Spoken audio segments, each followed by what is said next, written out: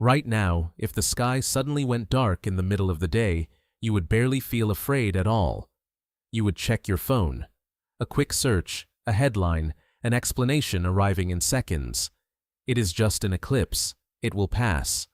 The fear, if there is any, lasts only as long as it takes to unlock a screen. Ancient humans had none of that. No phone, no calm voice explaining that the moon was simply passing in front of the sun. If the sun failed in the middle of an ordinary day, there was only one place their mind could go, and it was not a comforting one. Something had gone wrong with the world itself. This is the story of what happened when ancient humans watched the sun disappear, with absolutely nothing telling them it would come back. The sun was not simply light to an ancient human. It was the thing that made daily life possible at all. Warmth in the coldest hours. Safety from predators that hunted best in darkness. The entire rhythm the tribe built its existence around, timed to a sun that had never once failed to rise. A world without a working sun was not an inconvenience. It was a world without a future, and every person in that tribe understood that on some level. So when the light started to fail in the middle of an ordinary day, there was no mental drawer to file it into. No memory of anyone explaining that this had happened before and passed. There was only the raw fact of it happening, live, with no promise attached that it would end. It begins so slowly that, at first, almost no one notices at all. A faint dimming, the kind that feels like a cloud passing that somehow is not actually there. The temperature drops by the smallest amount, barely enough to register as anything more than a passing chill. The quality of the light itself turns strange, flatter than it should be, grayer than it should be, wrong in a way that is difficult to name before it becomes undeniable. One person looks up first, then another, drawn by nothing more than the strange stillness settling over the group. The sun, when they finally dare to glance directly at it, has a bite taken out of its edge, a curve of darkness eating into the light with no explanation in anything any of them have ever witnessed before. It does not look like weather. It does not look like smoke. It looks like something is consuming the sun itself, piece by piece, and none of them know what that something could possibly be. For a few long minutes, the tribe does what any group of people does when reality refuses to make ordinary sense. It reaches for a normal explanation first, because normal is survivable, and this is not yet. Smoke from a distant fire somewhere over the ridge, perhaps. Dust caught in the eyes after a long morning of work. Anything ordinary enough to let the fear go quietly back to sleep before it has to be dealt with directly. But the shadow keeps growing, unhurried and indifferent to every explanation offered against it, and the light keeps dying by fractions, and there is no ordinary answer left standing to reach for. The disbelief curdles fast into something closer to dread, the kind that sits low in the chest and refuses to be reasoned with. Before the tribe fully understands what is happening, the animals around them already seem to know. Birds fall silent mid-song, dropping into the branches, as though evening has arrived in minutes instead of the usual slow hours.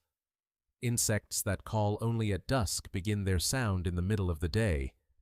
Any livestock the group keeps grow restless, pacing without any predator in sight to explain it.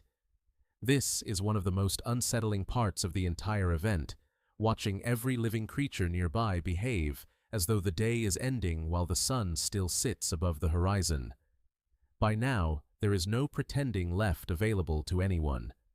The sky has darkened well beyond anything a passing cloud or a stretch of smoke could ever explain, and the fear moves through the group the way fear always does, fast and almost entirely without needing a single word. Children are pulled close against legs and chests. Some adults freeze completely where they stand, unable to decide on a single useful action. Others begin doing anything their hands can find to do, gathering tools, tightening grips, anything at all, because standing still with this feeling in the body has become unbearable. Without any language for what an eclipse actually is, the mind reaches for the only framework it has ever needed before. Something enormous is happening, something angry, something hungry, something is doing this to the sky itself, and whatever it is, it clearly does not care whether the tribe survives the moment or not.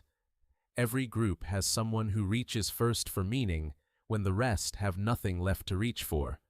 An elder, perhaps, or whoever carries the tribe's fragile understanding of the world beyond what can be touched and hunted. In this moment, that person becomes the only anchor anyone has left.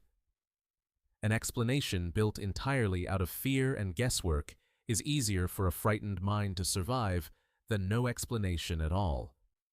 Loud noise, in some imagined versions of this moment, might scare away whatever is consuming the sun. And so voices rise, hands strike against wood or stone. In other versions, the instinct runs the opposite direction, toward stillness and offering, hoping submission ends the danger faster than defiance could. Neither comes from knowledge. Both come from the same desperate need to feel like there is something a person can actually do. And then, for a handful of genuinely unbearable minutes, the sun disappears almost entirely from a sky that has no business being this dark in the middle of the day. The temperature drops sharply enough now to feel on the skin without needing to think about it. Stars, actual stars, become visible in a sky that should be blazing with full daylight, an impossible detail that makes the whole event feel less like weather and more like the fabric of the world quietly tearing. The horizon itself glows faintly in every direction at once, a strange false sunset happening on all sides simultaneously instead of in the one direction it is supposed to happen. This is the moment the fear reaches its absolute peak, the total physical confirmation that the sky has broken its single most basic and most trusted promise. If the sun cannot be relied upon to simply keep shining, what, in this entire world, can actually be trusted at all? And then, as suddenly and as inexplicably as it began, the very first sliver of sunlight reappears at the opposite edge of the darkness. Warmth returns to bare skin before the mind has even finished processing what is happening in front of it. The birds start singing again, audibly confused by their own confusion, unsure whether the day is beginning or ending, or something in between that has no name. The light climbs steadily back toward its normal strength, and the world, against every fear that filled the last several minutes, simply keeps existing exactly as it always has. The relief that follows is not a small or quiet thing. It is the kind of relief that gets remembered for years, then for generations, turned slowly into story, into ritual, into warning passed down to children who were not even born yet when it happened, because the tribe had just lived through something every one of them was certain, for a handful of minutes, was the actual end of everything they knew. That unease you still feel today when the sky does something even slightly unexpected, a sudden storm arriving out of nowhere, an unnatural color bleeding across a sunset, a sky that simply feels wrong in a way you cannot quite explain, comes from exactly this.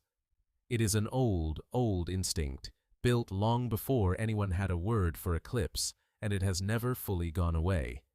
Subscribe to Primeval Psyche for more stories about the ancient instincts still living inside you.